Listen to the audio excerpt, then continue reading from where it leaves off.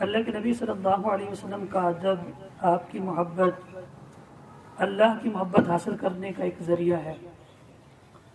ربیع الاول کا یہ مہینہ جس میں نبی مکرم رحمت للعالمین صلی اللہ علیہ وسلم کی پیدائش ہوئی، سر نے کال کی اور سر نے بڑی خوبصورت بات کی کہ ان سے غیبت کے موضوع پہ بات کرنی ہے، کیونکہ اللہ کے نبی کی پیدائش پر خوشی کا حق ہم تبھی ادا کر سکتے ہیں جب ہم آپ کی تعلیمات پر عمل کریں، جب ہم ربیع الاول میں یہ تہیہ کریں کہ ہم یہ گناہ نہیں کریں گے، پھر ہم یہ کہہ سکتے ہیں کہ چلو ہم نے کوشش کی۔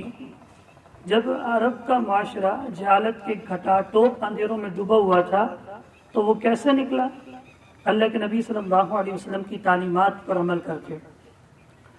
غیبت ایک ایسا گناہ ہے جو آج کل ایک انٹرسٹنگ ٹاپک بنا ہوا ہے، جہاں پہ کچھ لوگ اکٹھے بیٹھتے ہیں، چاہے بچے ہیں، بڑے ہیں، بوڑھے ہیں، تو کسی نہ کسی ایک شخص کو موضوع سخن اور موضوع گفتگو بنا لیتے ہیں، پھر اس سے محفل گرم ہو جاتی ہے، بڑی اچھی گپ شپ لگ جاتی ہے۔ مثال کے طور پہ ایک بچہ ہے، وہ اس کو کسی بچے نے دیکھ لیا کہ وہ اپنی امی کے سامنے اونچی آواز میں بولتا ہے۔ اب وہ کہتا ہے کہ آج مجھے اس کی غلطی پتہ چل گئی ہے۔ وہ آتا ہے کلاس میں، ایک بچے کو کہتا ہے تمہیں پتہ ہے یہ جو خالد ہے نا، یہ اپنی امی کے سامنے بڑی اونچی آواز میں بولتا ہے، یہ بڑا بے ادب ہے۔ پھر دوسرے کے پاس جاتا ہے، اسے کہتا ہے تمہیں پتہ ہے یہ خالد جو ہے نا، یہ اپنی امی کے سامنے بڑی اونچی آواز میں بولتا ہے، بڑا بے ادب ہے۔ پھر تیسرے کے پاس، پھر چوتھے کے پاس، بیٹا مجھے یہ بتاؤ اس طرح کہنے والا کیا اس کی یعنی خالد کی اصلاح کر رہا ہے؟ بلکہ خالد کو برا نہیں لگے گا؟ اگر وہ اصلاح کرنا چاہتا ہوتا تو وہ خالد کے پاس آتا، اس کو ایک سائڈ پہ لے جاتا، اسے کہتا، میں نے ایک مثال کے لیے خالد کا نام لیا، کہتا خالد میں نے اس دن دیکھا تھا تم اپنی امی کے سامنے اونچی آواز میں بات کر رہے تھے، میں نے اپنے استاد جی سے سنا ہے کہ اس طرح نہیں کرتے، یہ والدین کی بے ادبی ہوتی ہے۔ تو وہ اس کا شکریہ بھی ادا کرتا اور پھر وہ یہ گناہ چھوڑ بھی دیتا۔ لیکن اس طرح جب کسی کی برائی کا ذکر کیا جاتا ہے، ہمیں تو کسی کے گھر کا کوئی راز پتہ چل جائے نا تو پھر ہم وہ بھی اکٹھے بیٹھتے ہیں نا، تو پھر انتظار ہوتا ہے کہ کب اکٹھے بیٹھیں گے اور پھر ہم ایک دوسرے سے ذکر کریں گے، چاہے وہ کس حد تک نازک ہی معاملہ کیوں ہو، لیکن پھر بڑے پن سے، جیسے جو تذکرے کر دیں، غیبت کر دیں، جیسے وہ خود بہت بڑے نیک ہوں، بڑے اللہ والے ہوں۔ اللہ کے نبی صلی اللہ علیہ وسلم سے پوچھا گیا غیبت کسے کہتے ہیں؟ آپ صلی اللہ علیہ وسلم نے ارشاد فرمایا کہ تم اپنے بھائی کی پیٹھ پیچھے ایسے گناہ کا تذکرہ کرو جو اس میں پایا جاتا ہے، جو اس میں پایا جاتا ہے۔ اگر وہ گناہ اس میں نہیں پایا جاتا پھر تو تم بہتان لگا رہے ہو، اور ہمیں تو کسی کا گناہ مل جائے اور ہم ایسے ہی کرتے ہیں، کسی میں کوئی گناہ پایا جاتا ہو ہم وہ گناہ دوسرے کو بتاتے ہیں۔ غیبت ایک صورت میں جائز ہے کہ جب کسی کا گناہ پتہ چلے اور آپ اس کے کسی قریبی دوست ہے جو اس کا مصلح ہو، اس کا خیر خواہ ہو، اس کو بتائیں کہ یار وہ بچہ جو ہے یا وہ جو ہے اس کے اندر یہ برائی پائی جاتی ہے، یار تم کوشش کرو وہ اس سے ہٹ جائے، پھر تو تم اس کی اصلاح کرنے کے لیے کر رہے ہو۔ لیکن جب تم ایک دوسرے سے باتیں کرتے ہو، کہتے ہو کہ اس کے اندر یہ برائی پائی جاتی ہے، پھر خوش ہوتے ہو، پھر ہنستے ہو، پھر اس کو رسوا کرتے ہو، یہ غیبت ہے۔ نبی کریم صلی اللہ علیہ وسلم کا ارشاد مبارک ہے کہ غیبت جو ہے نا وہ بدکاری سے زیادہ سخت ہے۔ ایک بندہ زنا کرتا ہے، غیبت اس سے بھی بڑا گناہ ہے۔ ذرا اپنے میرے سمیت ہم سب اپنے گریبانوں میں جھانکیں، کیا ہم ایسا نہیں کرتے؟ کسی کی کوئی بات مل جائے اور پھر ہم اس کی بات کو لے کے اس کی پیٹھ پیچھے اس کا ذکر کرتے ہیں۔ اللہ رب العزت نے ارشاد فرمایا کہ غیبت کرنے والا ایسا ہے جیسے وہ اپنے مردہ بھائی کا گوشت کھاتا ہے۔ اب سوچنے کی بات ہے کہ اتنی بڑی وعید کیوں ہے؟ آپ جس کی غیبت کر رہے ہیں وہ آپ کا بھائی ہے، کیونکہ آپ جتنے بھی بچے بیٹھے ہوئے ہیں اور تمام انسانیت، ان سب کا باپ کون ہے؟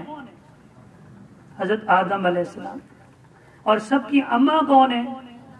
اما حوا علیہ السلام، تو سارے ایک فیملی ہو، ایک خاندان ہو، ایک کنبہ ہو، ایک گھر کی مانند ہو، تو پھر جب ایک دوسرے کا ذکر کرو گے تو پھر تو تم ایک دوسرے کے بھائی ہو نا، اور ایک دوسرے کے خلاف باتیں کر رہے ہو. اور انما المؤمنون اخوہ، تمام مومن آپس میں بھائی بھائی ہیں. تو جب کسی بھائی کی غیبت کی جاتی ہے نا، اگر تو وہ سامنے موجود ہوتا، وہ ڈیفینڈ کرتا، وہ کہتا بھائی یہ تم غلط کہہ رہے ہو، اس دن میں نے غلط کیا تھا، بس تو تھکا ہوا تھا تو میں نے اونچی آواز میں بات کر لی تھی، پھر میں نے اپنی مما سے سوری کیا تھا. ہو سکتا ہے اس نے ایسے کیا ہو، ممکن ہے تم نے تو نہیں دیکھا، ہو سکتا ہے اس نے سوری کیا ہو، تم نے تو اس کو دیکھا کہ وہ اپنی مما کے سامنے اونچا بول رہا ہے اور تم نے سب کو بتایا کہ ایسا ہی گندا بچہ ہے، ہو سکتا ہے اس نے سوری کر لیا ہو. لیکن جب تم غیبت کرتے ہو اور وہ سامنے نہیں ہے تو اپنا دفاع نہیں کر سکتا نا. تو اللہ رب العزت نے ارشاد فرمایا کہ تم اپنے بھائی کا گوشت کھاتے ہو، کیونکہ وہ سامنے نہیں ہے. تو گویا جیسے مردہ ہو نا، تم مردہ وہ اپنا ڈیفینڈ نہیں کر سکتا، چاہے تم اس کو کاٹ کے اس کا گوشت کھانا شروع کر دو.